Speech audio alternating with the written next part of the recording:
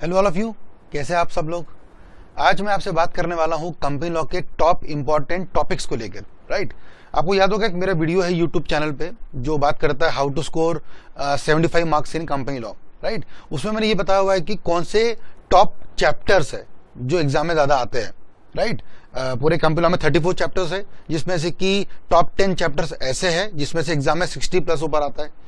Then कुछ 10-12 chapter ऐसे जिसमें से 30 मार्क्स का आता है। तो मैंने आपको ये बताया अब तक कि चैप्टर्स कौन से इंपॉर्टेंट है। राइट, जैसे आपको याद होगा डायरेक्टर्स, मीटिंग्स, ये तो बताया था मैंने।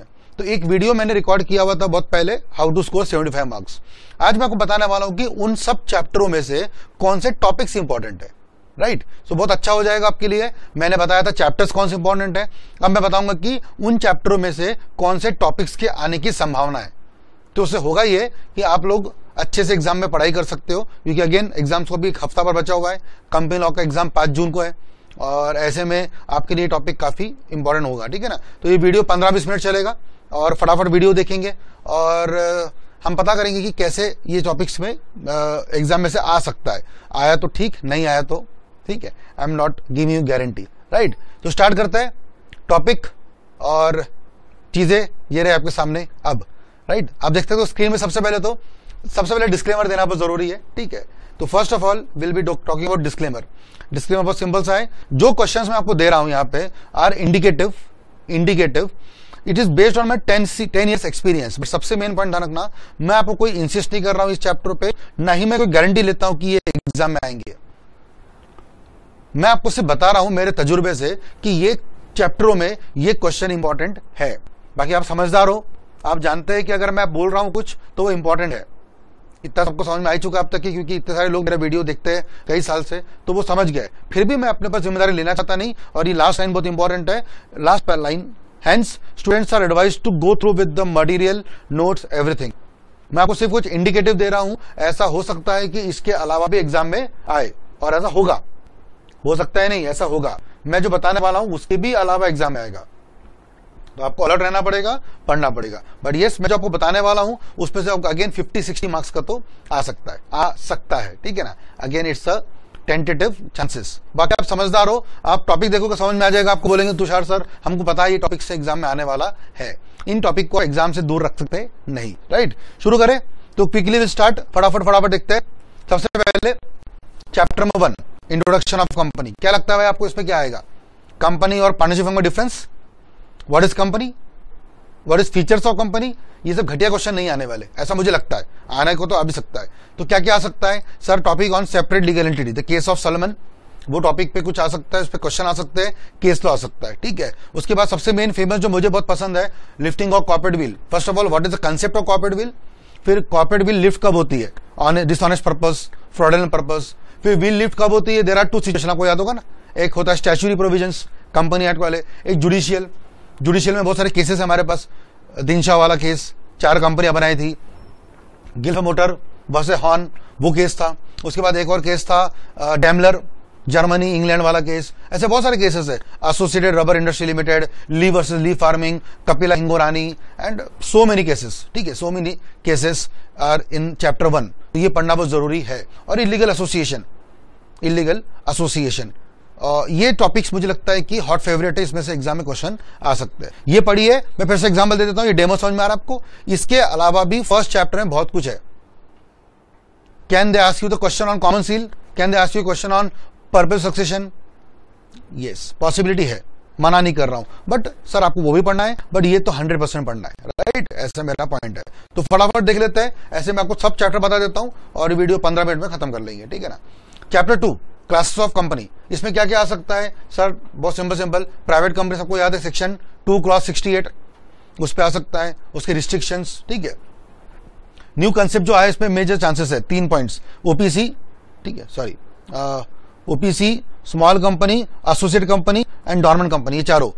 OPC section 2/62, small company section 2/85, associate company section 2/6 और डॉर्मेंट कंपनी सेक्शन 455। इन सारों पे क्वेश्चन आ सकते हैं, क्योंकि नए कंसेप्ट है जो कंपनी एक्ट में आए हैं। ठीक है, नेक्स्ट फॉरेन कंपनीज, ये आपको शायद पता ही है पहले से। निधि कंपनी, ठीक है, उस पर क्वेश्चन आने के चांसेस है। Section 8 company, not for profit organisation, इस पे क्वेश्चन आ सकता है। होल्डिंग सब्सिडरी, सेक्शन 246 287, ठीक है, होल्डिंग कैसे बनती है, इस पर केस लॉज वगैरह आ सकते हैं। तो ये सारी बातों पे आप ध्यान देंगे, ठीक है। अच्छा, मैं थोड़ा फास्ट जा रहा हूं क्योंकि मुझे इससे बताना है आपको जब भी चाहिए आप वीडियो पॉज करिए और वहां पे क्वेश्चंस को लिख लीजिएगा, ठीक है ना। चलिए, चैप्टर 3 में प्रमोशन, इसमें नॉर्मली क्या आ सकता है, ऑब्वियसली प्रमोटर का डेफिनेशन, सेक्शन 2 क्लॉज 69।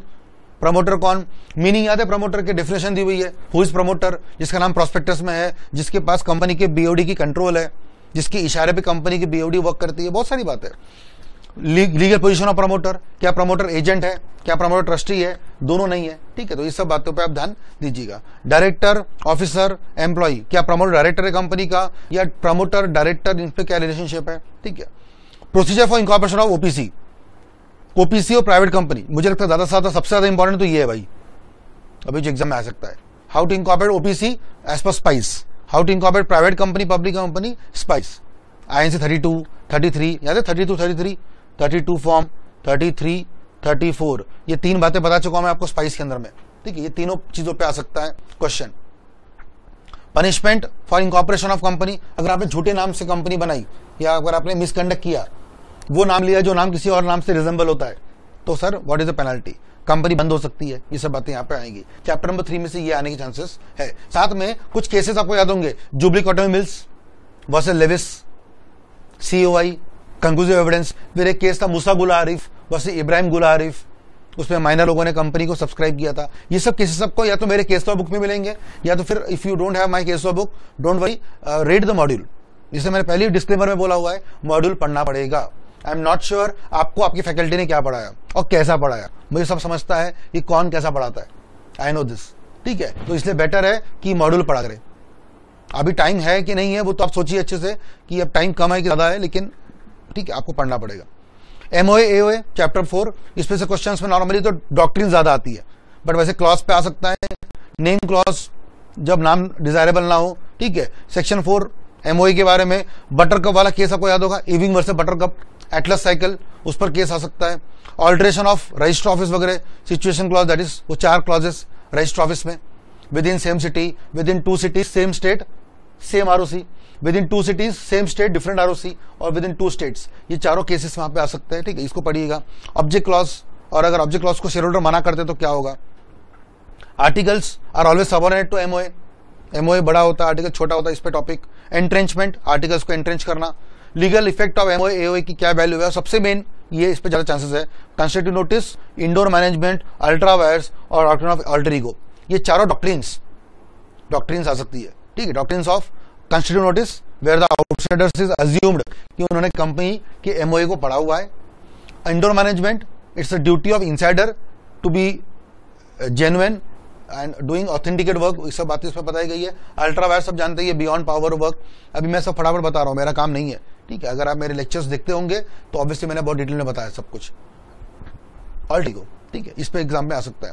ये चैप्टर ज्यादा इंपॉर्टेंट है नहीं, सबको मालूम है, ठीक है। रेटिफिकेशन ऑफ कॉन्ट्रैक्ट, वो कॉन्ट्रैक्ट जो कंपनी ने कंपनी बनने के पहले किया था। केलनर वर्सेस बैक्स्टर वाला केस इसमें काफी फेमस है, ये वाला, ठीक है। केलनर वर्सेस बैक्स्टर, ये केस पे ध्यान देना, ये केस काफी फेमस है। कन्वर्जन में चारों कन्वर्जन आ सकते हैं, OPC से प्राइवेट, प्राइवेट से OPC, ये देख लो 1 by 1, OPC to private, private to OPC। Public कभी OPC में बनती नहीं है, OPC से पब्लिक बन सकते हो बट पब्लिक कभी OPC नहीं बनती, ये ध्यान रखना। Private to public, public to private. Public to private करने के लिए आपको याद होगा NCLT की अप्रूवल लगती है, ठीक है, सॉरी NCLT अप्रूवल लगता है, बिना NCLT अप्रूवल के प्राइवेट, पब्लिक से प्राइवेट नहीं बन सकते, ठीक है। तो ये सब बात पर ध्यान दीजिए। Chapter 6 concept of capital, how to issue public issue, right, bonus, सब इसमें आ सकता है, ठीक है ना। Issue of share discount, section 53। Premium, section 52। Discount पे शेयर बांटना अलाउड है नहीं, प्रीमियम पे ले सकते हैं, बट प्रीमियम को यूज कहां करेंगे, याद है वो 4-5 जगह। You can use money for fully paid bonus share, writing of preliminary expenses, buyback, ठीक है, बहुत सारी बातें उसके अंदर में है। राइट इशू, सेक्शन 62 बहुत इंपॉर्टेंट है, ठीक है। स्वेट शेयर्स, SEEB, अच्छा SEEB क्या है सर, कई लोग सोचते हैं इसके बारे में। ईसॉप था एम्प्लॉय स्टॉक ऑप्शन प्लान, अब इसका नाम है SBEB, share based employee benefit. तो ध्यान रखना, ईसॉप नाम की कोई चीज है ही नहीं। अगर कोई आपको पढ़ा रहा है ईसॉप तो गलत पढ़ा रहा है, ईसॉप नाम की चीज ही गायब हो चुकी है, ठीक है। तो ईसॉप नाम का कोई चीज नहीं होता है, SEEB होगा, शेयर बेस्ड एम्प्लॉय बेनिफिट्स, ठीक है, ये भी आपको पढ़ना है। बोनस शेयर्स, ठीक है। बोनस शेयर्स कैसे इशू करते हैं, सेक्शन 63, ठीक है, वो सब पढ़िएगा। तो this will all come under chapter number 6, ऐसा मुझे लगता है। चैप्टर 7, इसमें बायबैक सबसे इंपॉर्टेंट है वैसे तो, बाकी 2-3 बातें छोटी छोटी है यहाँ पे देख सकते हैं आप लोग, ठीक है। बायबैक ज्यादा इंपॉर्टेंट है, हालांकि बाकी सब कुछ है। डिमिनिशन ऑफ शेयर कैपिटल कैसे होता है, ठीक है। कैपिटल स्टार्ट इंक्रीज ऑटोमेटिकली, जबकि लोन गवर्नमेंट का होता है, जो लोन हम लोग क्या नहीं करते, पे ऑफ नहीं करते, तो गवर्नमेंट वो लोन को क्या मान लेता है, capital. In that case company का ऑथराइज कैपिटल ऑटोमेटिकली इंक्रीज हो जाता है। ये सब सिचुएशंस वहां पे पढ़ने मिलेगी। और section 61 alteration, increase, decrease, consolidation, sub division और कन्वर्जन इनटू स्टॉक, ये सब बातें यहाँ पे कवर होती है। तो ये भी पढ़िए अच्छे से चैप्टर नंबर 7 में। ये 3-4 क्वेश्चन पे ज्यादा गौर करना। प्रोस्पेक्टस सबसे इंपॉर्टेंट है मेरे हिसाब से, ठीक है। डीम प्रोस्पेक्टस क्या होता है, इसमें केस स्टडीज है, रतन सिंह वाला, एमडी मोगा ट्रांसपोर्ट वाला बहुत फेमस केस है, वो पढ़िएगा, ठीक है। गवर्नमेंट स्टॉक वाला केस है, साउथ इंग्लैंड वाला केस काफी फेमस है इसमें, ठीक है। ये सब केसेस आपको मिलेंगे या तो मेरे केस स्टडी के बुक में या तो फिर अगेन मॉड्यूल में, ठीक है। 2 ही बातों का मैं रेफर करूंगा। I am not interested in any other faculty और एनी अदर बुक, ठीक है। या तो मेरी केस बुक या मैं भी केस लॉ की बुक भी मेरी कोई बहुत अच्छी नहीं है, अगर आपको लगता है तो बेटर है कि फिर आप कहाँ जाइए, मॉड्यूल, ठीक है, बेस्ट है, भगवान है वो हमारे लिए। Private placement section 42, private placement 200 लोगों तक के, ठीक है, प्राइवेट प्लेसमेंट हो सकता है, वो टॉपिक वहां पे कवर होगा। Offer for sale section 25, untrue statement, अगर आपने झूठ बोला प्रोस्पेक्टस में तो क्या होगा, पेनल्टी हो सकती है, आपको उसमें याद होगा। प्लेसेंट वाला केस है, प्लेसेंट वाला, पीक वर्सेस गरने वाला केस है, इसमें 2-3 केसेस बहुत अच्छे है। प्रोस्पेक्टस में कुछ टर्म्स वेरी हुए, तो इस सब पे क्वेश्चन आने के चांसेस पूरे हैं, ठीक है। And then some short notes आपको याद है, डीम्ड, शेल्फ, आरएचपी याद होगा ना, और अब्रिज प्रोस्पेक्टस, ये 3-4 चीजों पे नॉर्मली क्वेश्चन आ सकता है इस चैप्टर में से। तो section 31 shelf, 32 RHP, 33 red herring prospectus, सारी बातें बहुत अच्छी है, सिंप्लीफाइड है, पढ़ लीजिएगा, ठीक है ना। चैप्टर 9 डेट कैपिटल से क्वेश्चन आ सकते हैं। प्रोविजंस ऑन बोरोइंग कैपिटल, ठीक है, कितना, सेक्शन 179, बोरो कितना कर सकते हैं, company can borrow up to paid up capital and free reserves, उसके नीचे का बोरो करना है तो board approval. Beyond paid up capital free reserves section 180 subsection 1 clause C, ठीक है, 180 सबसेक्शन 1 क्लॉज सी, लिमिट के बियॉन्ड बोरो करना, ये सब बातें आपको पढ़ने मिलती होंगी, ये डेट कैपिटल में दिया हुआ है, ठीक है। अल्ट्रा वायर्स डेट कैसे होता है, इंट्रा वायर सबरोगेशन वगैरह इसके अंदर में दिया हुआ है। डिबेंचर्स, डीआरआर रिजर्व क्रिएट करना पड़ता है, डिबेंचर ट्रस्टी बनाने पड़ता है, ये सब आपको मिलेगा, ठीक है ना। तो ये चैप्टर भी छोटा सा है, ट्रस्टी बनाना पड़ता है, डिबेंचर मतलब ट्रस्टी आए, ये तय कर लो, ठीक है ना, क्योंकि डिबेंचर एक डेट है, एक आउटसाइड लाइबिलिटी है, और उसको सेफगार्ड करने के लिए ट्रस्टी की जरूरत पड़ती है, दैट्स श्योर, ठीक है। चैप्टर 10 चार्जेस, इसमें सारे फॉर्म ध्यान रखना, CHG 1 से CHG 10, CHG 1 से CHG 10, ये ध्यान रखेंगे आप। फिक्स चार्ज फ्लोटिंग तो बहुत ही बकवास है, ये फेमस है, how to crystallise floating charge into fix charge, ये बताया गया है, ठीक है। केस स्टडी पे चार्जेस पे बहुत सारे केस स्टडीज है कि चार्जेस कैसे क्रिएट करता है, ठीक है, ये सब भी आपको मिलेंगे। पोस्टपोनमेंट ऑफ चार्ज कैसे करता है, effect of registration of charge, section 77 how to register charge, non registration क्या मतलब क्या है, और वो याद रखना, मैं फिर से बता देता हूं, CHG 1 से लेकर CHG 10 10 फॉर्म्स है चार्जेस के, 1 to 10। CHG 1 आप फॉर्म फाइल करते हो ROC को, CHG 9 इनके तो debenture holder, if you delay by 330 days CHG 10 भरते हो, if you delay by 300 days CHG 8 भरते हो, सारी बात है, ठीक है। तो ये सब आप ध्यान रखिए। Allotment of securities section chapter 11 how to allot shares, ठीक है, कॉल मनी, इस पे वो सब आएगा, ठीक है। Provisions of allotment, application money कितना होना चाहिए, मिनिमम 5%, 90% सब्सक्रिप्शन आना चाहिए, बहुत सारी बातें इसके अंदर में है, ये पढ़िएगा। सर्टिफिकेट्स की वैल्यू क्या होती है, ठीक है, ये पढ़िएगा, तो सब इसमें कवर होता है। चैप्टर 12 मेंबरशिप, मेंबर्स कौन होते हैं कंपनी के, मेंबरशिप का सेक्शन और फिर मेंबर्स कैसे बनते हैं, 3 तरीके मेंबर बनने के, फर्स्ट मेंबर, राइटिंग वाला मेंबर, डिपॉजिटरी वाला मेंबर, ये सब इसके अंदर में कवर होता है, ठीक है ना। हाउ टू एक्वायर मेंबरशिप, वही बताया मैंने आपको, ठीक है, सॉरी, मेंबरशिप कैसे एक्वायर होती है। माइनर मेंबर बन सकता है क्या, सब मेंबर माइनर हो सकता है पर बन नहीं सकता, इसके लिए बहुत फेमस केस है, पंजाब कोर्ट का केस है, जिसमें ये साबित हुआ था कि अगर माइनर के शेयर फुली पेड अप होंगे तो माइनर मेंबर बन सकता है, ठीक है, पर माइनर शेयर बाय करना चाहता है खुद, सॉरी, ठीक है। सेक्शन 88 रजिस्टर मेंबर्स कैसे बनाते हैं, उसमें 4 बातें लिखनी पड़ती है, सीरियल नंबर, नेम, एड्रेस और मेंबर, वो सब बातें, ठीक है। MFID क्रूज का केस भी है, ठीक है। प्लेस ऑफ कीपिंग रजिस्टर्स, आप कहाँ पे रजिस्टर मेंबर्स रखते हैं, रजिस्टर ऑफिस में। क्या आप कहीं और रख सकते हैं? जी हाँ सर, वहां रखेंगे जहां पे कि 110,000 शेयर होल्डर रहते हैं और जनरल मीटिंग में एसआर पास करना होगा। ठीक है, ये सब बातें अपन करते हैं। Right of members, descending share holder कौन होते हैं? जो लोग एक्सेप्ट नहीं करते किसी चीज को। ठीक है, छोटी छोटी बातें। Chapter 13 transfer of shares, transmission कैसे करता है, इस पर एक टॉपिक दिया हुआ है। ठीक है, can company refuse the transfer? Sir, in case of private company yes, in case of public company if they refuse the shareholder has a right to approach the tribunal. ठीक है, remedies, transfer और इस पे difference क्या है? Transfer by will of the party होता है, दोनों पार्टी जिंदा होती है, ट्रांसफर होता है।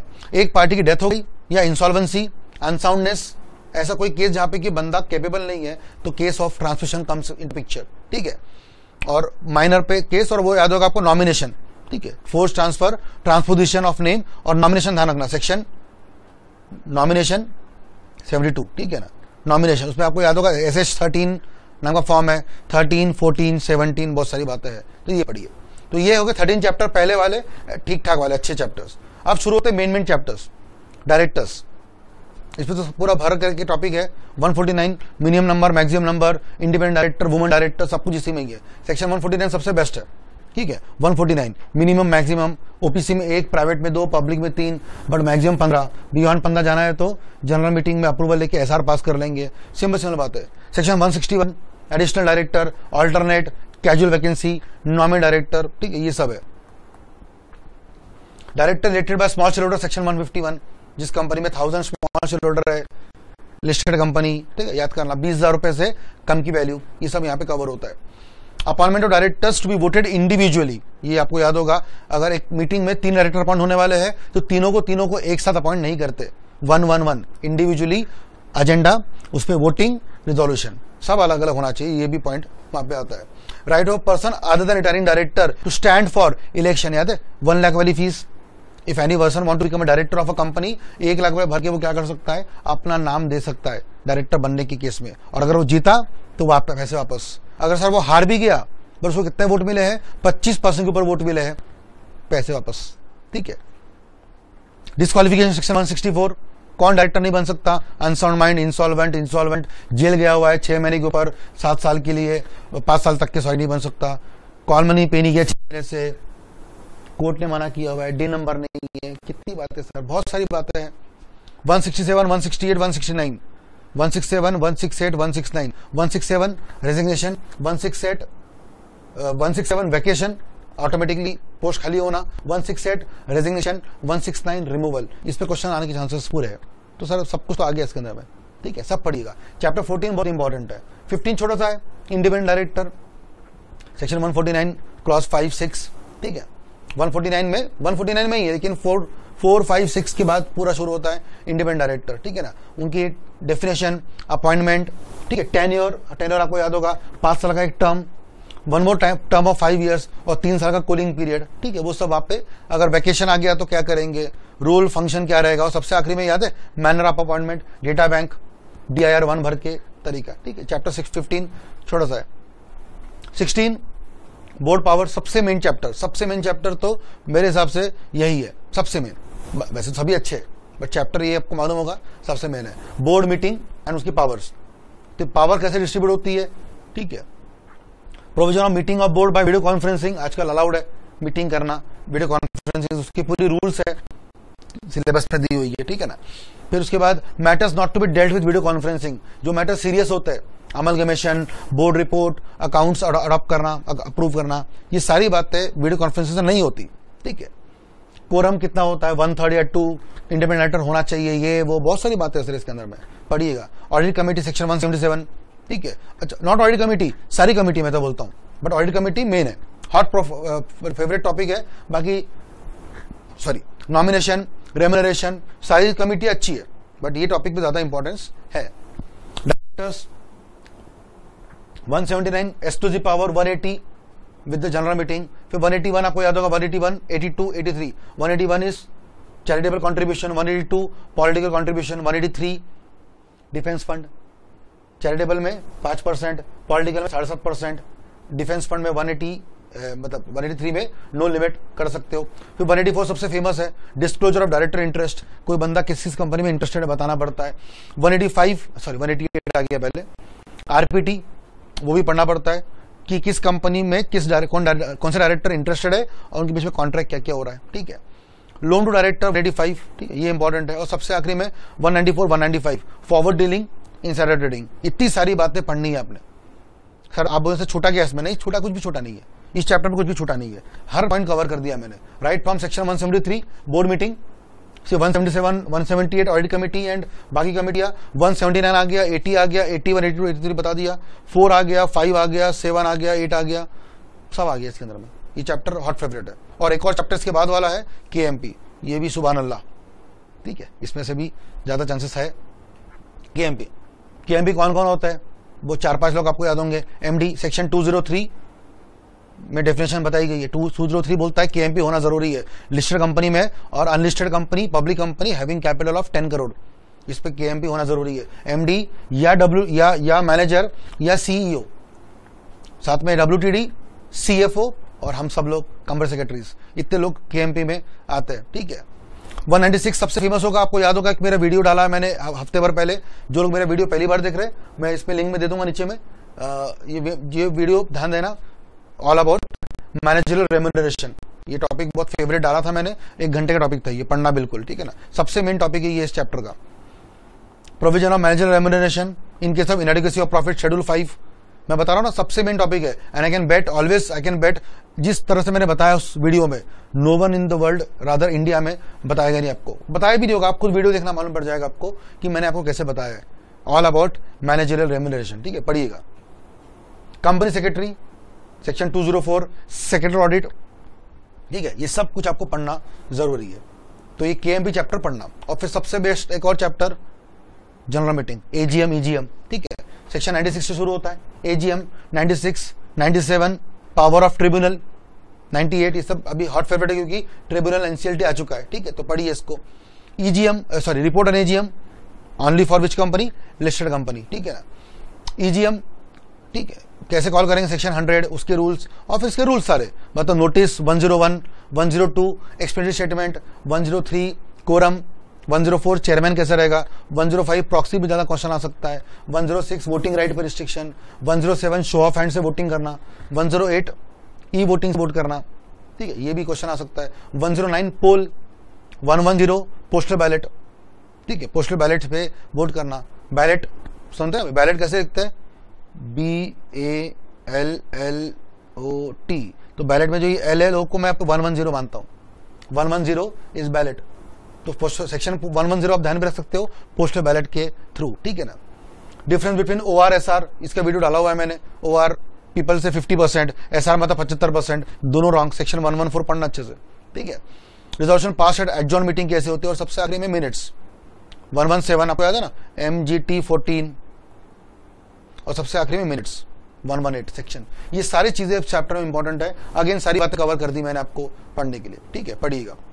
ये चैप्टर छोटा सा है, 186 187 दो सेक्शन इसके अंदर में, 86 87 दैट्स इट। इसमें सबसे मेन टॉपिक है प्रैक्टिकल प्रॉब्लम।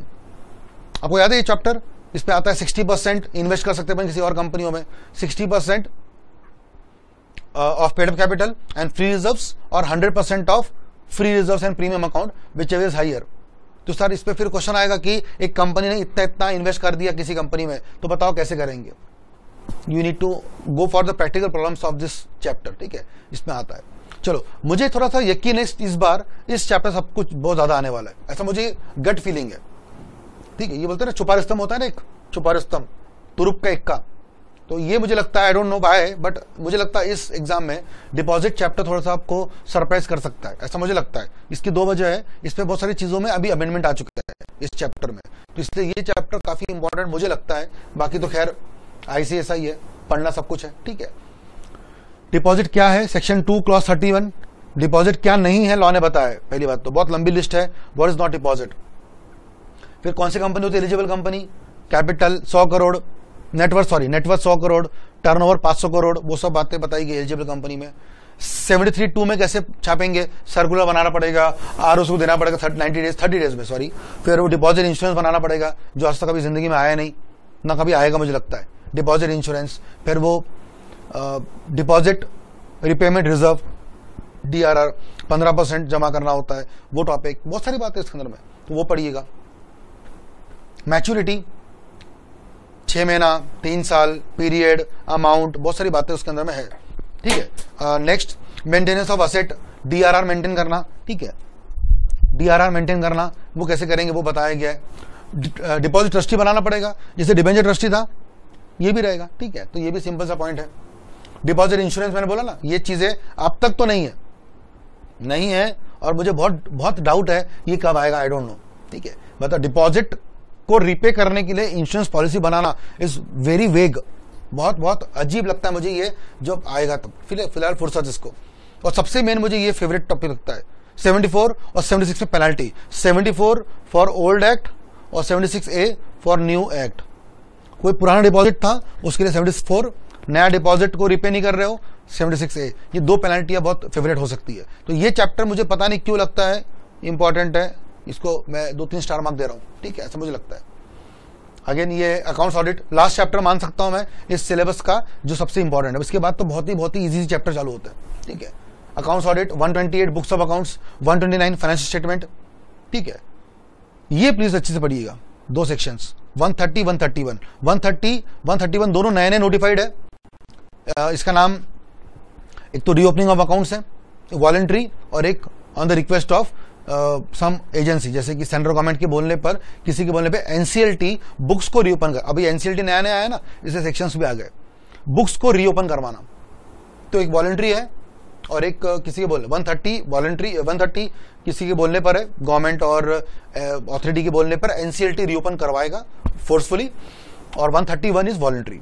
132 अब तक आया नहीं है, NFRA, NFRA, 133 accounting standards, 134 board report, 135 CSR, ये पढ़िएगा। 136 rights of a member to obtain the copy of share holders, copy of that balance sheet, 137 filing of this accounts and to ROC। इससे बहुत बड़े क्वेश्चन है कि अगर AGM हुई है तो उसके 30 डेज में फाइल करेंगे, AGM नहीं हुई है तो जिस दिन AGM होने वाली थी उसके 30 डेज में फाइल करेंगे, इंपॉर्टेंट है, ठीक है। और 138 इंटरनल ऑडिट, ये सब पढ़िएगा प्लीज।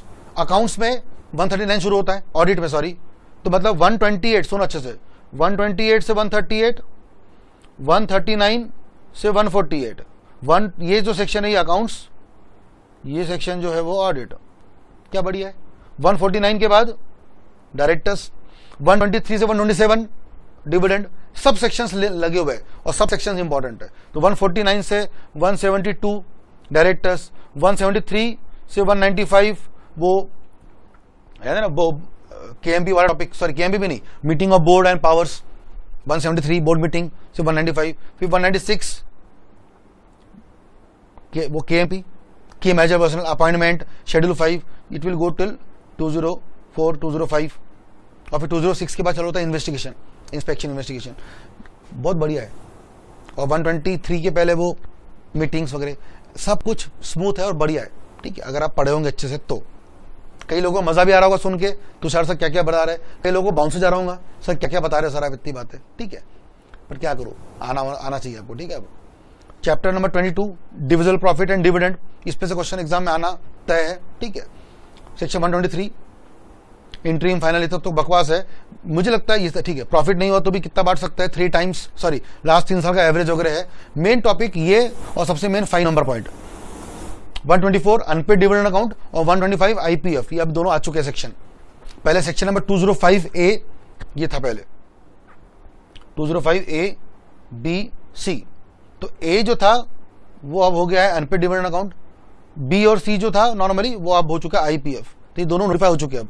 तो इसलिए ध्यान रखना 205C खास करके, C वो IPF था पहले, तो अब वो यहाँ पे आ चुका है। तो ये सारे सेक्शन नोटिफाई हो चुके हैं, पढ़ने पड़ेंगे आपको, ठीक है। तो ये चैप्टर भी मुझे इस अटेम्प्ट के लिए स्टार मार्क वाला लगता है, ठीक है। बस यहाँ से सब रद्दी है फिर, ठीक है। बोर्ड रिपोर्ट डिस्क्लोजर्स 134 में बोर्ड रिपोर्ट कैसे होता है, who will send the board report, chairman, नहीं है तो कौन करेगा, साइनिंग ऑफ, और DRS, उसमें 4 बातें होती है, कंपनी गोइंग कंसर्न है, कंपनी ने अकाउंटिंग स्टैंडर्ड्स फॉलो किए हैं, कंपनी ने अकाउंटिंग पॉलिसीज फॉलो की है, वो भी कंसिस्टेंटली फॉलो की हुई है, ठीक है, सब कुछ खत्म। रजिस्टर, फॉर्म्स, रिटर्न्स, ये सब पढ़ लीजिएगा आप, इसमें से क्या क्या आ सकता है एग्जाम में, ठीक है। कितने कितने फॉर्म आप फाइल करते हो सारे ROC RD को, ये सब यहाँ पे कवर हो रहा है, ठीक है ना।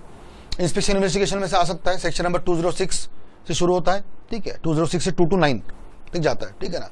इस पे इन्वेस्टिगेशन, इंस्पेक्शन, इंक्वायरी तीनों है। SFIU सबसे इंपॉर्टेंट हो सकता है, serious fraud investigating office section 212, ठीक है, ये आ सकता है। इंस्पेक्टर पावर्स, ये सब नॉर्मली आ सकता है, ठीक है ना। तो ये चैप्टर भी इंपॉर्टेंट है, पढ़िएगा, सभी पढ़ रहे हैं आप तो। वैसे I am just telling you by today's video कौन से चैप्टर्स इंपॉर्टेंट है और उस चैप्टर में से क्या क्या आ सकता है। अगेन याद होगा, डिस्क्लेमर ध्यान रखना, भूलना मत। Majority minority section 241 operation mismanagement, ठीक है, सेक्शन 241 ऑपरेशन मिसमैनेजमेंट, ठीक है। इसमें वो फेमस केस है फॉस वर्सेस हार बॉटल वाला, नॉन इंटरफेरेंस वाला, कि कोर्ट बीच में इंटरफेयर नहीं करता जब शेयर होल्डर कंपनी के मेजॉरिटी लोग कुछ पावर डिसाइड करते हैं, ठीक है।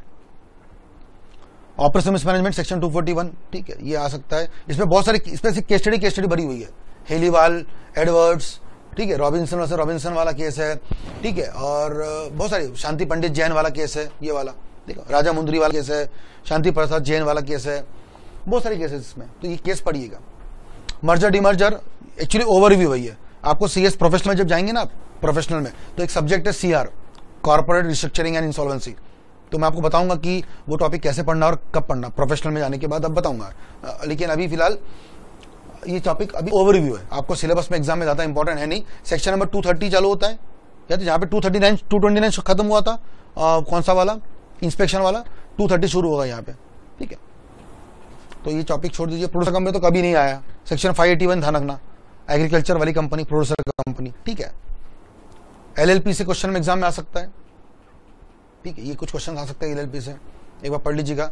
LLP के एडवांटेज क्या है। LLP is a combination of actually company and partnership act, ठीक है, ये जानते हैं आप लोग। Application of company law to different sectors, ये चैप्टर में भी कभी एग्जाम में ज्यादा नहीं आया है। ये सिर्फ इतना बताता है कि आप देखो ना कितने बार कंपनी में क्या होता है, कितने बार कंपनी एक्ट में कई और सेक्शनों का रेफरेंस लिया जाता है, RBI एक्ट, FEMA, SEBI, तो वही बोला गया है application of company law to different sectors. आपको सबसे बताऊं सबसे बड़ी बात, सेक्शन नंबर 1 क्लॉज 4 सबसे पहला सेक्शन, सेक्शन 1 टाइटल, सेक्शन 1 का 1 टाइटल, सेक्शन 1 का 2 एक्सटेंड, 1 का 3 कमेंसमेंट एंड सेक्शन 1 का 4 एप्लीकेबिलिटी। कंपनी किसको एप्लीकेबल होता है, कंपनी का एप्लीकेबल किसको है, company corporate under companies act, फिर कंपनी एज पर insurance company act, insurance companies, banking companies, ठीक है, ये समझ में different sectors, electricity company, special act वाली कंपनियां, कितनी बातें वहां पे कवर होती है, ठीक है। तो ये सब भी एक बार आप पढ़िए अच्छे से। ऑफेंसेस पेनल्टीज, इसमें फेमस सेक्शन है ऑफिसर इन डिफॉल्ट, ठीक है, सेक्शन 260 ये वाला, ऑफिसर इन डिफॉल्ट। लॉ ने कुछ लोगों को बाय डिफॉल्ट क्या मान लिया है, ऑफिसर इन डिफॉल्ट, जिसमें MD पक्का है, MD WTD ये लोग पक्के होते हैं, CS भी मैं बोलता हूँ पक्के होते हैं, वैसे CS का नाम लिखा नहीं है, बट ये ध्यान रखना उन्होंने ये लिखा हुआ है कि वो हर बंदा जो कंपनी लॉ में एक्टिवली इन्वॉल्व होता है। सर CS तो पहले आएगा, तो ऑफिसर इन डिफॉल्ट में बहुत इंपॉर्टेंट है, इसलिए मैं हमेशा बोलता हूँ कि कंपनी लॉ को अच्छे से पढ़ो, क्योंकि 2 साल में 1 साल में 2 साल में जब आप CS बनोगे तो हो सकता है कि आपको कंपनी सेक्रेटरी बन के जॉब करेंगे, आपसे ये सब बातें पूछेंगे वो, ठीक है। कंपाउंडिंग ऑफ ऑफेंस 441 और 447 फ्रॉड सबने सुना होगा अच्छे से, ठीक है ना। वाइंडिंग अप और स्ट्राइकिंग अप, ये 2 चैप्टर्स एक तरह से मैं बोलता हूँ नए हैं, अमेंडमेंट डाल दिया मैंने इसके बारे में भी वीडियोस। वाइंडिंग अप इसलिए क्योंकि इसके जब एक कोड आता है IBC, ये लिख देता हूं मैं यहाँ पे, देख लो IBC मिला ये वाला, इंसॉल्वेंसी एंड बैंक्रप्सी कोड। ये जो टॉपिक पढ़ेंगे आप CS प्रोफेशनल में पढ़ेंगे, IBC आपको एग्जीक्यूटिव में नहीं है, ठीक है, इंसॉल्वेंसी एंड बैंक्रप्सी। एग्जीक्यूटिव में आपको सिर्फ अभी क्या है, आपको है voluntary compulsory wind up code वाला, ये वाला NCLT वाला। NCLT कंपल्सरी वाइंड अप कब करता है, सेक्शन 271, 270, 271, 272, 2-3 सेक्शन इंपॉर्टेंट है। Winding up by the company as per the compulsory grounds of NCLT, that's it, ठीक है। स्ट्राइकिंग ऑफ अभी डाला मैंने वीडियो, कल ही डाला था मैंने, किसी को मालूम नहीं होगा तो मेरा वीडियो सर्च कर लेना। सेक्शन 248 स्ट्राइक ऑफ कैसे करता है, ROC स्ट्राइक ऑफ, ठीक है, करता है, ROC स्ट्राइक ऑफ करता है, सिर्फ ROC स्ट्राइक ऑफ कर सकता है। एक शेयर अर्ज किया आपके लिए, एक शेयर अर्ज करता हूं, अच्छा लगा तो दाद देना, ठीक है ना। तो शेयर ऐसा है कि कंपनियों में ROC का रहता है खौफ, कंपनियों में ROC का रहता है खौफ, और कंपनी ने अगर काम नहीं किया तो कर देती है स्ट्राइक ऑफ, वाह वाह, ठीक है ना। तो कंपनियों पे ROC का रहता है खौफ, काम नहीं किया, डिफंग निकली तो कर देंगे स्ट्राइक ऑफ, क्या बात है, ठीक है ना। तो स्ट्राइक ऑफ में ROC ही काम करती है।